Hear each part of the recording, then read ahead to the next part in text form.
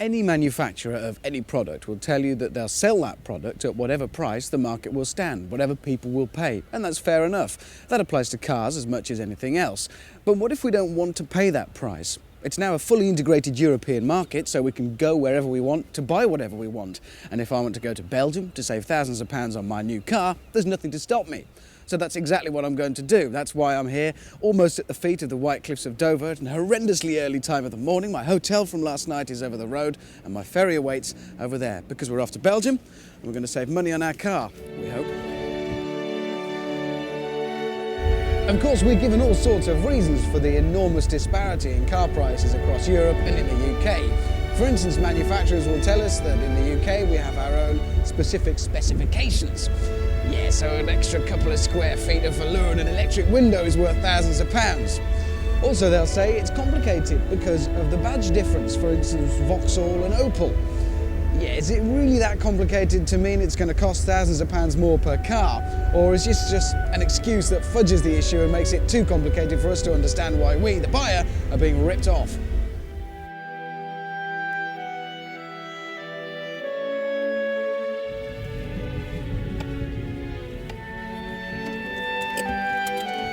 Ah, la belle France!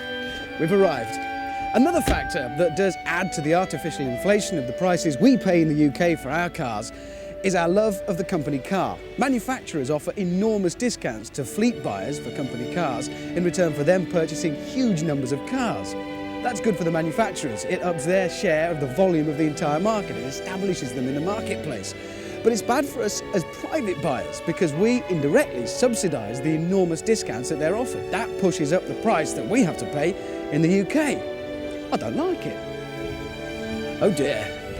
I don't think much of the beach. Anyway, which way's Belgium? And I better go and get some foreign currency.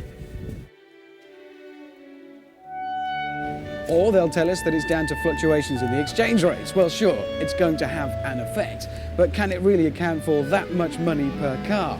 And isn't the arrival of the euro going to mean it's not a valid excuse anymore, is it? Okay, some quick sums. It's cost us 27 quid on the ferry so far, but then we've saved that on our duty-free anyway. Bruges is only an hour from Calais, so not much petrol, and we had a nice lunch on the way. All I need to do now is find some car dealers.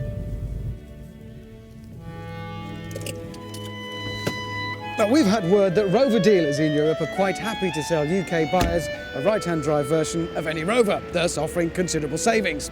There's only one way to find out if that's true. I'll ask them.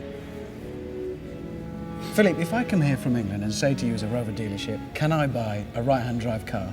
Can I? Yes, no problem. You can supply that for me, no problem. I'm not the first to do this. How many people have you had doing this? Once or twice in a week they ask me for prices. We delivered 5 to England yet, I think. What cars? Mostly Freelander, Range Rover or MG-F. So there it is, one right-hand drive UK spec Freelander sitting here in Belgium waiting for its UK owner to come over and get it. Couldn't be easier. Big savings to be made thanks to Rover here in Bruges. I reckon Belgian car dealers must be doing quite nicely out of this. There's plenty of UK trade and good for them. So we try one of the German manufacturers now. Obviously, I'm in Mercedes dealership here in Bruges. This is Paul, who's the sales manager. Paul, thanks for talking to me. Thank you. If I come to you and say, I can't afford to, but if I did come to you and say, will you sell me a UK spec right-hand drive Mercedes, will you? Of course, no problem. What kind of savings are we talking about? It all depends a little bit on the model that you're looking for. It would be on an A-Class, which is our basic model, would be around £2,500 to £3,000.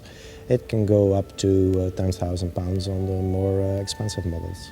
You're obviously aware that we pay more in the UK for cars because people come here and save that kind of money. Yes. Do you have any theories, what theories on why it's so much more expensive in the UK than here? Not really.